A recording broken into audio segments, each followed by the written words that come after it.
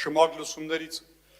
այս դահլիճում խոսալու իրավունք ունի Մայր Հայաստանը։ Ինչի համար եմ ասում Մայր Հայաստանը, որովհետև շմագ լուսումներին պարտաճանաչ արդեն 2 տարի է Մայր Հայաստանն է հաճախում։ Շմագ լուսումների գրեթե 90%-ին հաճախել ենք Երևան քաղաքի տարբեր վարչական շրջաններում, հանդիպումների ժամանակ բազմաթիվ հարցեր ենք բարձրացնում, բազմաթիվ առաջարկներ ենք անում, ով գոնե մենք լավ գիտենք շմագ լուսումների ինչ բան է։ Ուր եք դուք, եկել դուք եք մասնակցեք այդ շմագ լուսումների, մի առաջարկություն դուք արեք, մի հարցեր դուք տվեք, մի խնդիր դուք բարձրացրեք։ Ինչ վերաբերում է հարցին, որը հիմա քննարկվում է, ուրեմն ես էլի կվերադառնամ այն հարցին, որը այսօր չզեկուցվողով անցավ, տվյալ հարցը մեր հանձնաժողովում բացասական եզրակացություն է ստացել, բայց եկել է օրակարգում մտել է չզեկուցվողների մեջ, չզեկուցվողով անցել է։ Այնինչ այդ հարցը պետք է հիմա քննարկվեր ու քվեարկվեր։ Այդ հարցը վերաբերվում է, սիրելի երևանցիներ, անցած ելույթից կիսատ մնաց, վերաբերվում է առողջապահական հիմնարկի, որի ղեկավարը կամ, չգիտեմ, հաշվապահը կլինի, թերացել է իր աշխատանքների մեջ, պարտք է կուտակել, պարտք է գոյացել, որը պետք է վճարի հիմնարկը,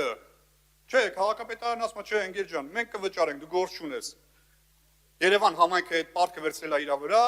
դրա համար ոչ մեկ պատասխանատվություն չի կրել, դրա համար ոչ մեկ չի ձերբակալվել, չի կալանավորվել, այնինչ եթե այդ հիմնարկության ղեկավարը լիներ ընդդիմադիր, հիմա տարեր ձերբակալել էին, կալանավորել էին, ինչ-որ ձայնագրություններ էին հրապարակել։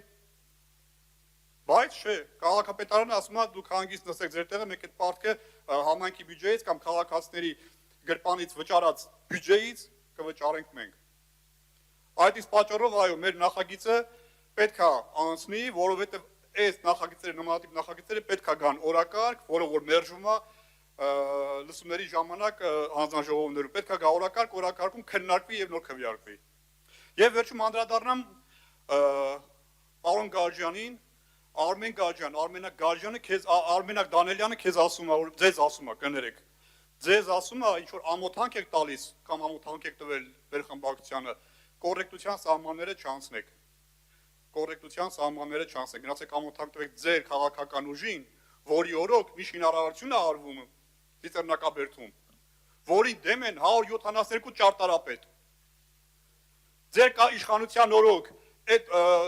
տարածքում, ուրեմն մի քանի տարի առաջ փաստաթղթեր վարվեցին, թանկարժեք եւ արժեքավոր